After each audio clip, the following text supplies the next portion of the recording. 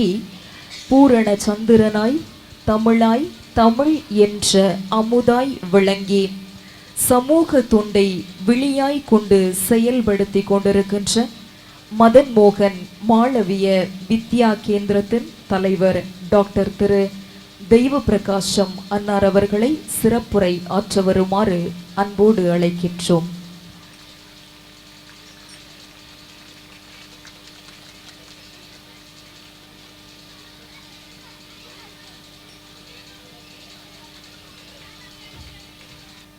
பூஜன்ய சுவாமிஜி பிரசன்னமெத்தஜி அவர்களே, கல்லூரியின் செயலாளராக இருந்து பல்வேறு கல்வி பணிகளை அயராது ஆற்றி வருகின்ற அன்புக்குரிய ராஜன் அவர்களே, பள்ளியின் முதல்வர் மரியாதைக்குரிய ராஜசேகர் அவர்களே, மாணவர்களே, பெற்றோர்களே, விருந்தினர்களே, தாய்மார்களே, அனைவருக்கும் என்னுடைய அன்பான வணக்கங்கள். இந்த பள்ளிக்கு தங்களுடைய குழந்தைகளை அனுப்பியிருக்கின்ற பெற்றோர்கள் உண்மையிலே பாக்கியசாலிகள். இந்த கன்னியாகுமரி மண்ணின் காற்று என் மீது தழுவுகின்ற இந்த வேளையிலே, மாலை வேளையிலே நான் அறுதியிட்டு சொல்லுகின்றேன், உங்கள் குழந்தைகள் ஒருவேளை டாக்டர் ஆகலாம், ஆகாமலும் இருக்கலாம். ஒருவேளை என்ஜினியர் ஆகலாம், ஆகாமலும் இருக்கலாம்.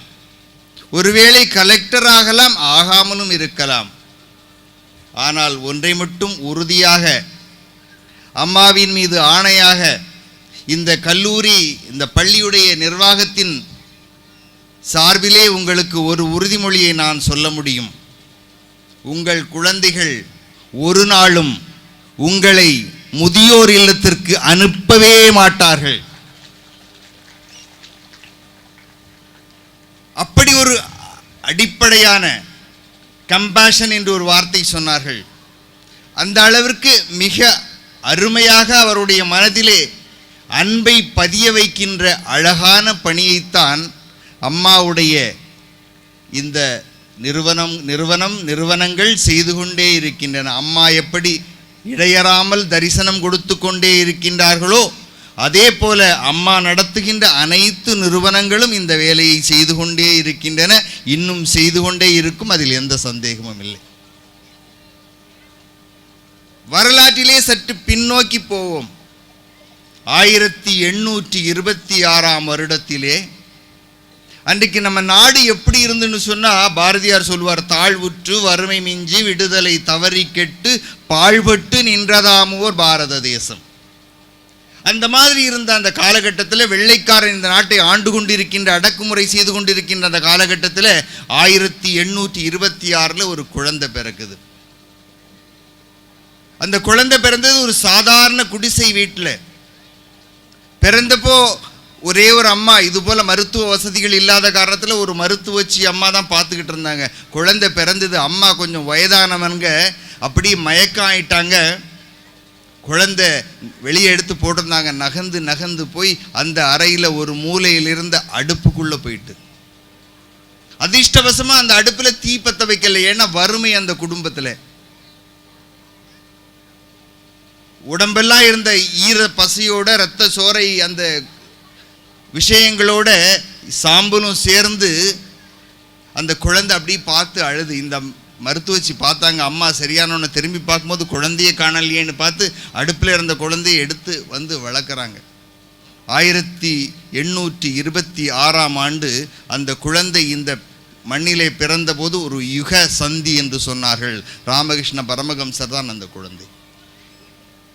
அதன் பிறகு இந்த நாட்டிலே பெரிய மாற்றங்கள். விவேகானந்தர் வந்தார், உலகம் முழுக்கும் நம்முடைய விஷயத்தை சொன்னார். நம்முடைய கன்னியாகுமரி பாறையிலேயே வந்து தவம் செய்தார்.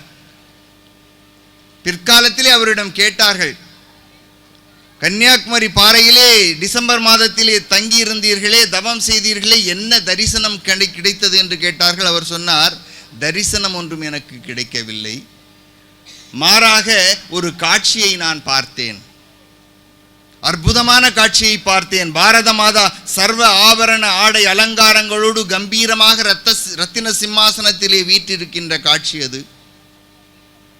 அது மட்டுமல்ல, அந்த பாரத மாதாவிற்கு உலகத்தில் உள்ள அனைத்து நாடுகளும் பாத பணிவிடை செய்கின்ற ஒரு காட்சியை பார்த்தேன் என்று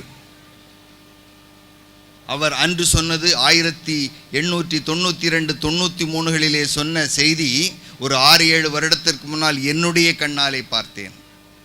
இதே கன்னியாகுமரியிலே மாதா அமிர்தானந்தமயி இந்த முக்கடலின் சங்கமிக்கின்ற அந்த குமரி முனைக்கு வந்திருந்தார்கள்.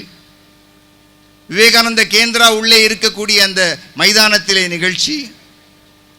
விவேகானந்தரின் கனவு, விவேகானந்தருடைய மண்டபம் அதற்கு சாட்சியாக நின்று கொண்டிருக்கின்றது. அவருடைய கனவுக்கு சாட்சியாக எப்படி பாரத மாதா உலகமெல்லாம் வணங்குகின்ற தாயாக வீற்றிருப்பாள் என்று சுவாமிஜி கனவு கண்டாரோ அந்த காட்சியை கண்ணாலே பார்த்தேன். பாரத மாதாவின் சிறிய வடிவமாக மாதா அமிர்தானந்தமயி அங்கே வீற்றிருந்தார்கள். சும்மா இருக்கவில்லை, அவர்கள் ஆசீர்வாதம் கொடுத்து கொண்டே இருந்தார்கள். இது அத்வைதம்.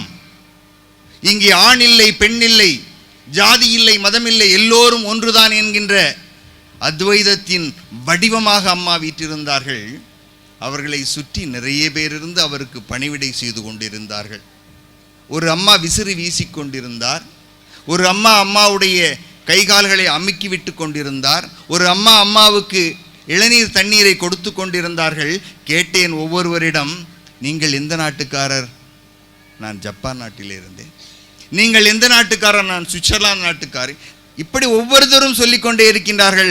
அன்றைக்கு எப்படி சுவாமிஜி கனவு கண்டாரோ அதே போல உலகத்து நாடுகளெல்லாம் பணிவிடை செய்கின்ற பாரத மாதாவாக உலகம் முழுவதும் இன்றைக்கு வலம் வந்து கொண்டிருக்கின்றார்கள் நம்முடைய மாதா அமிர்தானந்தமயி. அந்த அம்மா நடத்துகின்ற, அந்த அம்மாவின் பேராலே நடைபெற்று கொண்டிருக்கின்ற இந்த பள்ளியில் படிக்கின்ற மாணவர்கள் எப்படி எப்படி உங்களை முதியோர் இல்லத்துக்கு அனுப்புவார்கள்? யோசித்து பாருங்கள். அம்மாவை நாங்கள் பார்க்கும்போது வித்தியாசமாக பார்க்கின்றோம். 1826 பிறந்த அந்த குழந்தை சாதாரண குழந்தை, ஒரு பைத்தியக்கார கதாதரனாக வளர்ந்த குழந்தை, காளி கோயில் பூசாரியாக வாழ்ந்து கொண்டிருந்த குழந்தை. அந்த குழந்தை பிறந்த பிறகு பல்வேறு மாற்றங்கள் வந்தன. அந்த சாதாரண எளிமையான குடும்பத்திலே எப்படி அந்த குழந்தை பிறந்ததோ அதே போலத்தான் அம்மாவும் பிறந்தார்கள், சாதாரண மீனவ குடும்பத்திலே. மும்மூர்த்திகளாக இன்றைக்கு ராமகிருஷ்ண மடத்திலே வழிபட்டு கொண்டிருக்கின்றார்களே சாரதா தேவியார், ராமகிருஷ்ண பரமஹம்சருடைய துணைவியார் அந்த சாரதா தேவி, அவர்கள் 3 மூர்த்தியாக வழிபட்டு கொண்டிருக்கின்ற ஒரு மூர்த்தி.